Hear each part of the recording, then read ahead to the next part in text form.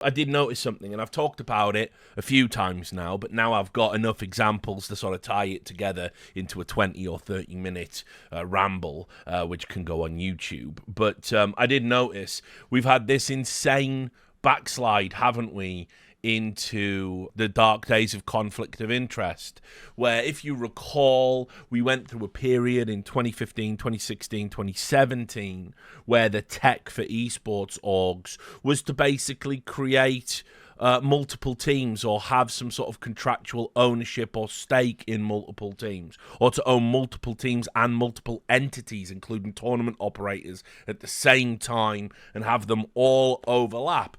And everybody realized this isn't tenable. You couldn't do this in sports. For instance, in soccer, while, say, wealthy billionaires might own shares in multiple teams, what they don't do is they don't own majority stake. You can only allow a tiny little sliver, a tiny percentage. I think, depending on the league, it's no more than 15%. I think it's 10% in some places, might even be less.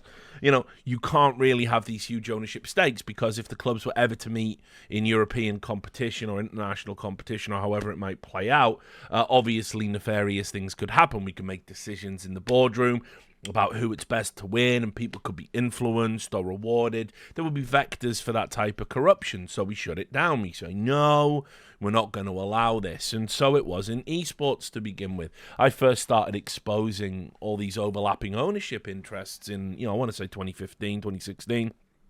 It was off the back of the big match-fixing push that I'd made to try and get us to, take that seriously. Yeah, that worked out. And anyway, one of the things that I noticed was that, people were receptive to the reporting back then, bizarrely.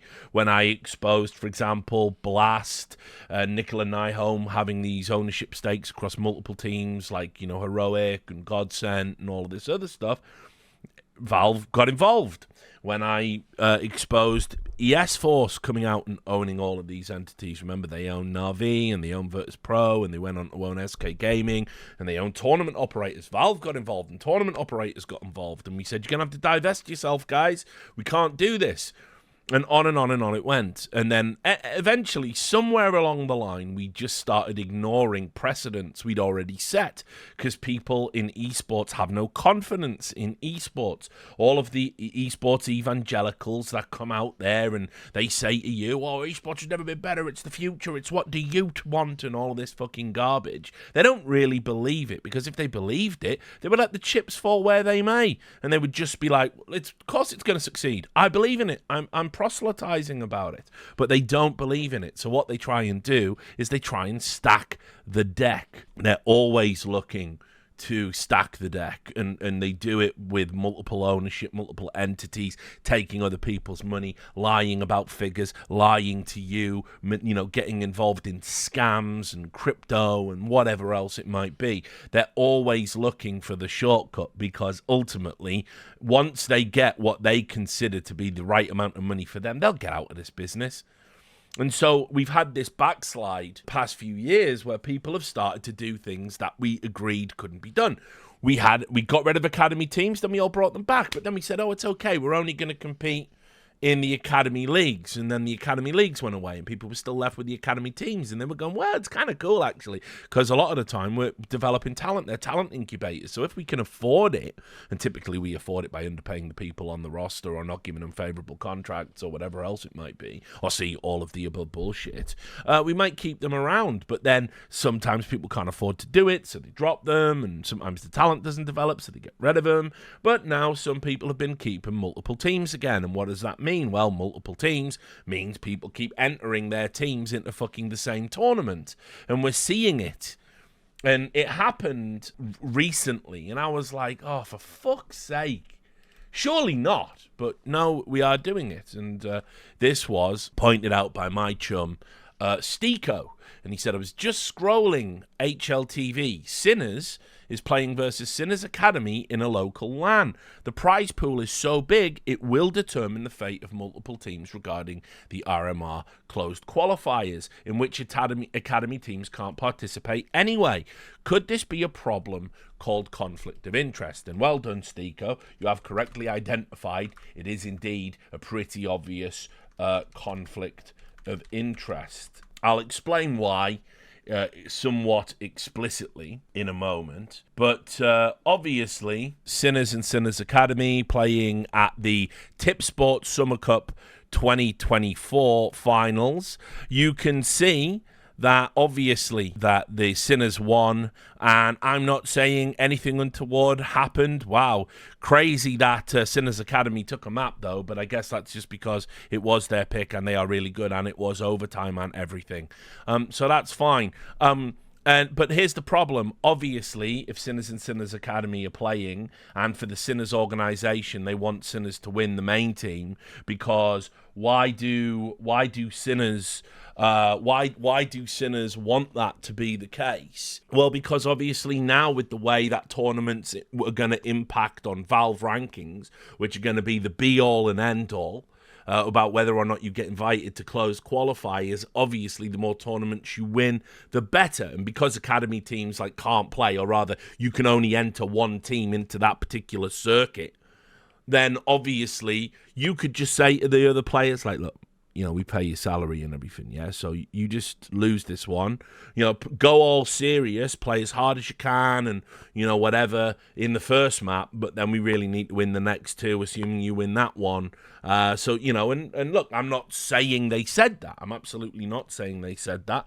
But certainly if you look at the way the match has played out, if they had said that, that is what that would have looked like. And this is the problem I have to keep reiterating about conflict of interest. If I can see that there is a conflict of interest, it doesn't matter when you say to me, but yeah, we'd never do that. The fact is you could do that, you can do that, there would be rewards for doing that, and then when the game looks like that's what happened, even though it didn't, people are going to ask questions, and this is why we avoid conflict of interest. The clue is in the name. It is a conflict of interest. It's not saying you did the thing, it's saying that there are a conflict of interests here that could lead to bad things happening, and that is why we do our best to head it off, except we don't do that in esports anymore. We are not interested in doing that in esports anymore. We haven't been for years. We've just let it backslide. We've had exclusivity leagues, franchise leagues, overlapping business interests.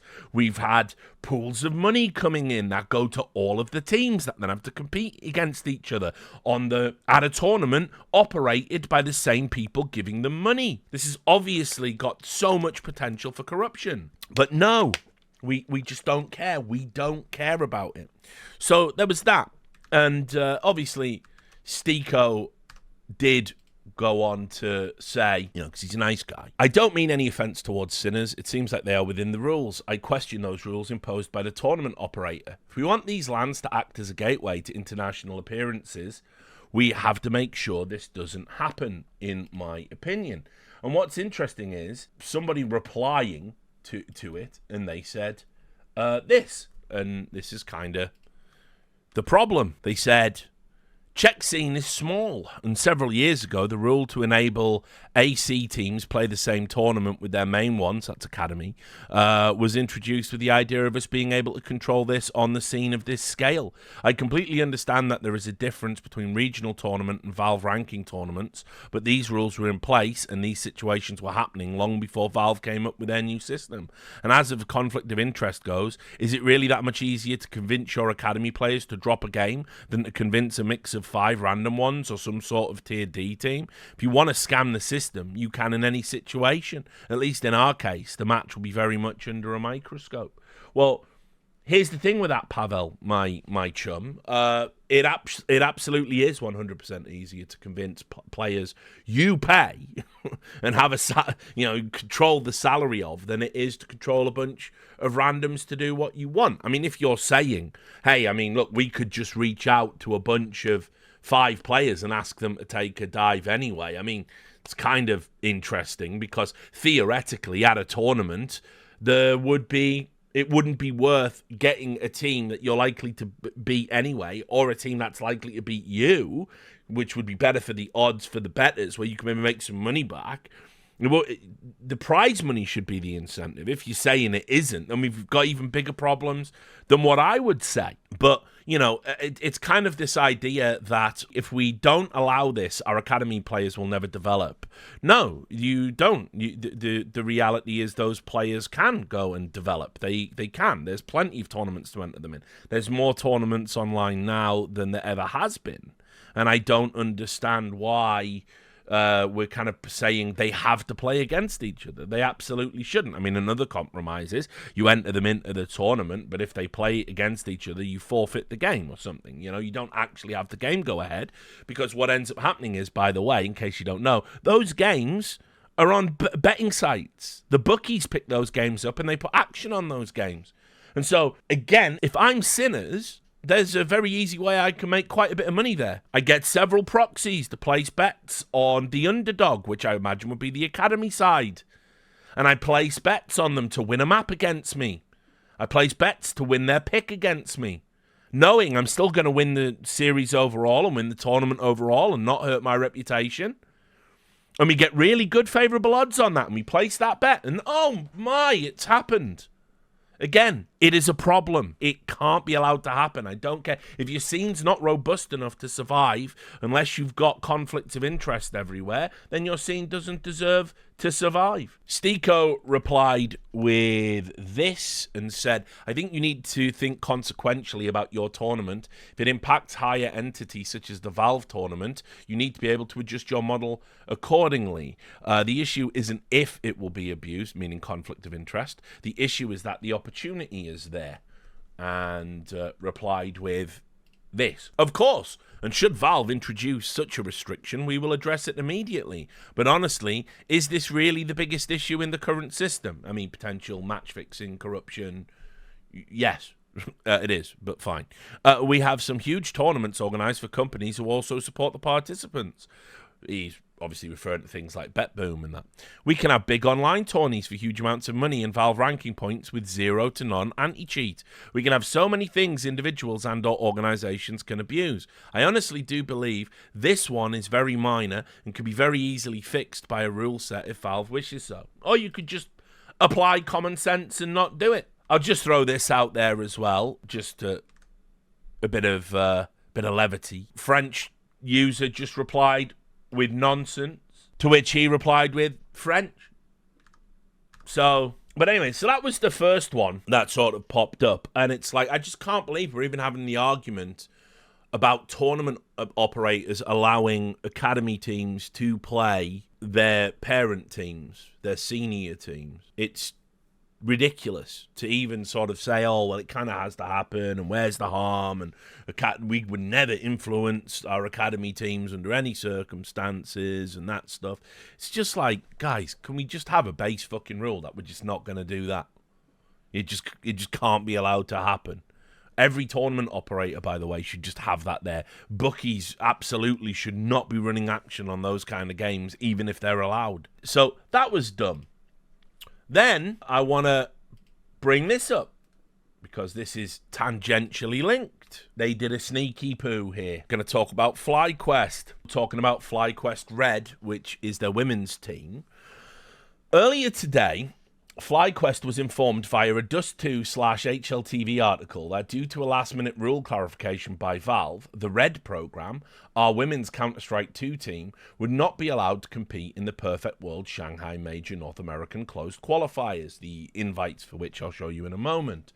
Historically, orgs have been able to field multiple teams at major qualifiers so long as it was across regions, and one roster was divested prior to the major, provided they both qualified. With this change, even though our Red and Australian CS rosters are not even competing in the same region, NA versus Oceania, one of our teams will have their opportunity taken away. The Red program exists to give women and gender-expansive players the chance to compete at the main circuit level. Attending this event is the best opportunity for Red to demonstrate the growth of women's esports and put a spotlight on the impact scene. Our team has fought all year and earned this opportunity to compete at the highest level of North American Counter-Strike for a place at the major. We hope that the HLTV reporting on this change is wrong, but if not, we urge Valve to reconsider this short-sighted rule change and collaborate with affected organisations to find a different solution, as this choice negatively affects all Impact teams around the world. To create an equitable, competitive environment, this issue must be addressed in a way that respects diversity in esports. At FlyQuest, we understand the need for strict rules around competitive integrity, but not allowing our Red program to compete in a totally different regional qualification system without advance notice only just sets back women's esports while contributing little to a fair qualification circuit. So the first thing that we just knock out the park here, we just get this, right? This is just easy because everybody can see through it, right? You can all see that that's bullshit. You can all see that this has nothing to do with the women's sport at all. It's got nothing to do with that, and what they're trying to do is get their own way, eat their cake and have it too, so to speak. We support a women's team that we don't expect to get through a qualifier, but we'd like them to have the opportunity to play the games, and if they do get through the qualifier, we'd be in a dilly of a pickle. Also, it turns out our Australian roster is dog shit. This one might have more chance of qualifying, honestly, but let's just get it out the way. This has nothing to do with supporting the women's game or not. It's simply an arbitrary decision that is made on the fact that you are trying to essentially put two teams into a circuit that now has limited spaces. Why should you get to do that just by virtue of you wanting to? And when they say like, oh, we're in different regions, that's not anything to do with anything, because those orgs that can afford to enter teams in multiple regions, they are essentially getting extra chances to qualify at the expense of other orgs that are in earnest are in that region and might only have one chance. Why is that fair? Well, the answer is it isn't. And I think FlyQuest know that it isn't. So what they're doing is they're cloaking their actual, like, we just want two bites at the cherry. They're cloaking that by saying, won't somebody think of the women's game? Now, look, Goose Breeder is obviously someone that's been on the No Majors Club. She's a regular in the chat. I've got a lot of time and a lot of respect for her, you know, and she's posted about this as well, saying she hopes that something can be worked out in the favor of FlyQuest Red. But I'm afraid to say that in the interests of giving everybody the opportunities they deserve appropriate to their region and not giving orgs that have more investment potential bigger chances at getting to the most prestigious tournament, absolutely not. If FlyQuest want to back a team to qualify for the major, they need to pick one. And if there's no reason why it can't be you, but if they don't deem it worthy to be you, you've got the Impact League. You've got all these other tournaments. Nothing prevents you, by the way, from competing in tournaments, doing well, earning invites, etc. Nothing prevents you from doing that. I know the games journos like to make it look like the CS scene is closed off to women. It isn't. We have a women's scene and we have a co-ed scene. That's the reality. There is no male-exclusive branch of competitive Counterstrike. But, obviously, I'm a big supporter of the women's game. I understand the need to have women's-only spaces in sports, in esports. I fully support it, fully champion it. And there's a lot of opportunities for growth within that. And they're happening. I mean, listen, it's a farce that the Saudis are running the Impact League. It makes a complete mockery of it, if you ask me. But the reality is that it's done a lot for the women's game. It's been a regular place for people to compete. A lot of investment's gone into it. A lot of attention has gone onto it. But you simply can't have two teams in the pool across multiple regions. The fact that you won't play FlyQuest, the main FlyQuest Australian roster, that's academic. Because let's say FlyQuest qualify in their region, FlyQuest Red qualify in their region, then have to reject the spot. Well, let's look at the tournament. Had you not beaten that very first team, what would they have done? And then what would the next one have done? But what would happen is the spot would go to the finalists. They would be the next one in line to qualify. Well, that's not fair. That's not fair on the teams you beat. You knew you couldn't go, even if you won the tournament. Your org knew they had no intention of putting you forward if they had to pick between you. So you can't get a second life. You can't get a second chance at qualifying for the major, regardless of whether or not you would play each other and be able to rig an outcome or not. It's just not fair. So I thought it was really sneaky to kind of put this in and say that, oh, we hope Valve will reconsider because we've got to support the women's game. You know, I don't see you out there lobbying for Valve to have, like, to put some of their money into having a women's tournament, right? Why not? No, what you want, as always, is a better chance at qualifying and getting sticker money, because that's all these fucking orgs are wired to think about. And this is why I welcome the changes that we've got coming and have already had to the major qualification process. I don't want to have these ridiculous, like, one roll of the dice, lucky fluke our way to get some sticker money, instantly disband afterwards orgs that we've seen repeatedly time and time and time again. You're not contributing anything positive to the ecosystem. You're only taking out. Those orgs don't do anything for the space. And that's another point. If you want, why don't you, if the major's that important and competing at the major is that important for FlyQuest Red, why don't you terminate their contracts, right? Because you want to help the women's game. Terminate their contracts and allow them to enter the region under their own identity, their own name. You can re-sign them after if they don't qualify. But here's why you don't do that. Because they're an asset to your org. And if they were to qualify or do well, you would want all the attention on your sponsors, on your brand, on your players. So that was a complete fugazi. And it was ridiculous because, again, it's a pretty obvious conflict of interest. A pretty obvious one that I can't believe people are arguing about or discussing. On that note, I'll just show you the Perfect World invites for the RMR and the qualifier. And there's a little sidebar that's nothing to do with conflict of interest, but it's kind of funny. So you can see here, this is what HLTV have been reporting. Perfect World have confirmed the list of invited teams to the regional major ranking events in Europe, America, and Asia, and their respective closed qualifiers ahead of the Perfect World Shanghai Major. These are based on the Valve regional standings from August 6th, which can be found here, and are still pending confirmation from the teams themselves. Perfect World have clarified to HLTV. Yes, one of the things that I talked about previously on videos is now that the Valve ranking is essentially the be-all and end-all of whether or not you get to go to Valve ranking events, it's kind of important that it's right, and I'm not too sure that it is. It definitely could use some tweaking, but regardless, that's what's going to be the arbiter moving forward. Half of the participating teams in Europe and the Americas received direct invites to the RMR, while in Asia, 3 slots were filled by direct invites. The remaining 16, 8, and 5 teams, respectively, will come from the various closed qualifiers, which kick off on August 21st. In several cases, teams were cut from the list due to that team participating in a different region. Liquid, who could apply for either Europe or the Americas, for example, or due to Valve's ruling against one organisation fielding multiple teams across the various qualifiers. That's the FlyQuest that we're just referring to there.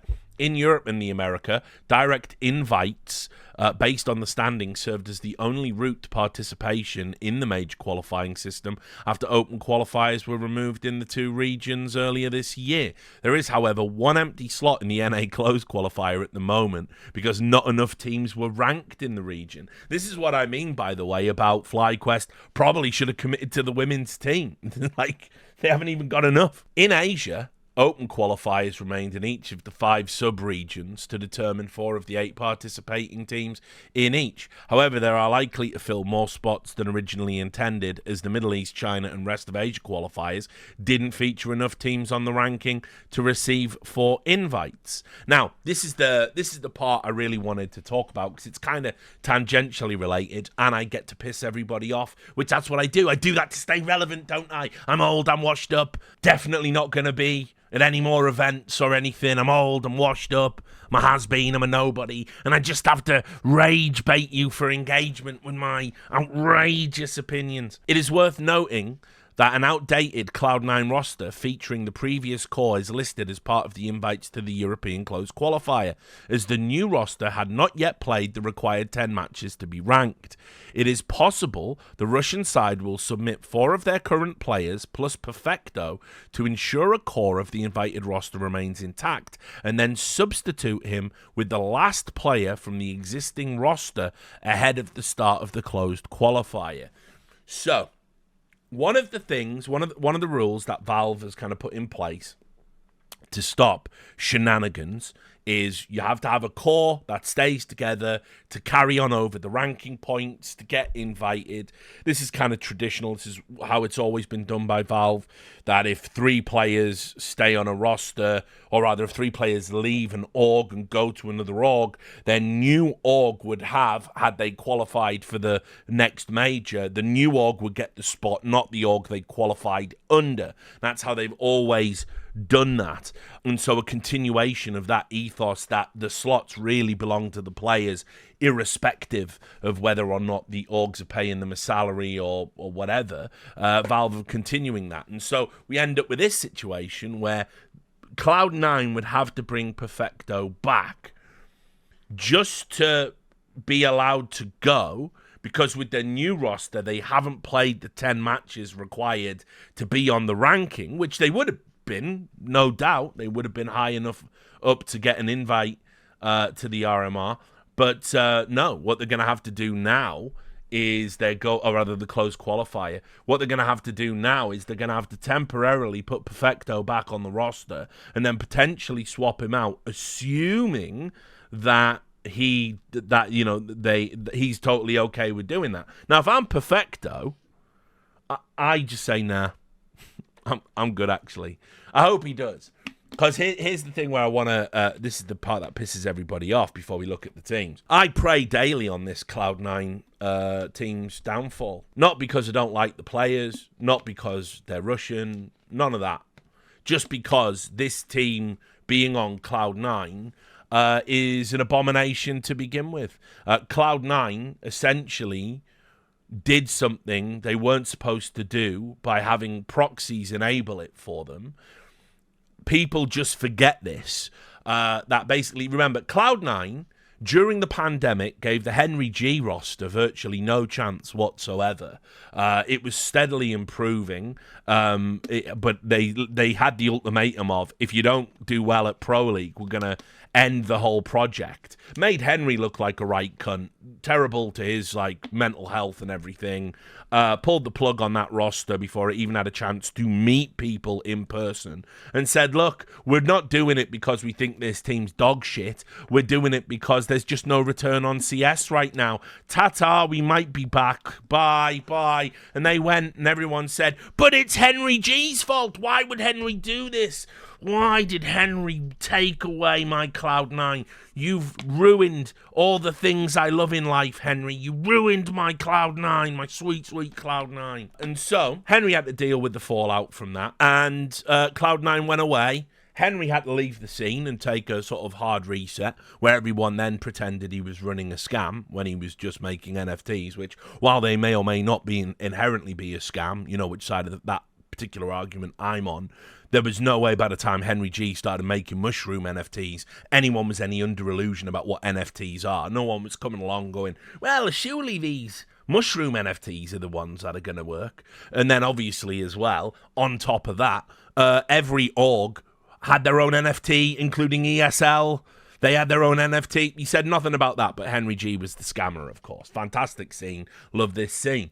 So anyway, Cloud9 essentially didn't give this team that Henry made a lot of chance. They let Henry essentially carry the bag for it. All the while, there was staff leaking shit to fucking the press and undermining him because there wasn't a single Cloud9 leak that didn't get out.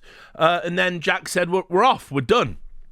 But then he had secret designs on the what was then the Gambit lineup, and essentially we were all told you can't do business with Russia, right? You can't do business with Russia. Sanctions. Gambit were told you have to all wear white t-shirts, you can't advertise your sponsors or say or even use your name, the brand Gambit anymore for reasons. What reasons? We don't know. Meanwhile, Forza are laughing with Lukoil on their shirts. So Gambit, it essentially killed Gambit as an org, and so they had to sell, but they couldn't sell directly. So what did they do? A Norwegian talent agency got their image rights, and then or something, and then their image rights or rights were then sold to Cloud9 as the proxy. So Cloud9 were doing business with a Norwegian company, and nobody said anything about this. Nobody said, "Oh, that's bad. That looks a bit suspicious." Nobody said anything about it. Hey, Cloud9 are back. Wait, no, you've all been saying Russians should be banned from tournaments. Reddit. You've literally been calling for that. Russians to be banned from tournaments. That's what you wanted. That's what esports was going to give to you just weeks after people got up on stage. People like Carmack got up on stage and said, esports is no place for politics. We've all come together to play games and we all love each other. And Electronic and Simple had to stand next to each other on a stage in front of Polish people and say, we are scared, we don't know what's happening, but we know we're all brothers. And everyone went, wow, esports is going to make it. And then 3 weeks later, it was right, fuck Russians, we're banning them all. So we just then, but I love Cloud9 and they're American, so they can do whatever they want. Because Americans can do whatever they want in esports, can't they? They can just do whatever they want. They can do whatever they want. They can take whatever money from whatever source they want. Here's the US Army, folks. Here's the US Air Force. Here's some fucking literal bona fide war criminals. Yep, they're a sponsor. God bless them. Right? We're not supposed to do business with Russians, but what if we do business with Russians via the mechanism of a Norwegian talent agency? What about then, yeah? Is that all right? Well, yep, you are Cloud9. You are super popular. Okay. So, I pray, Perfecto, please.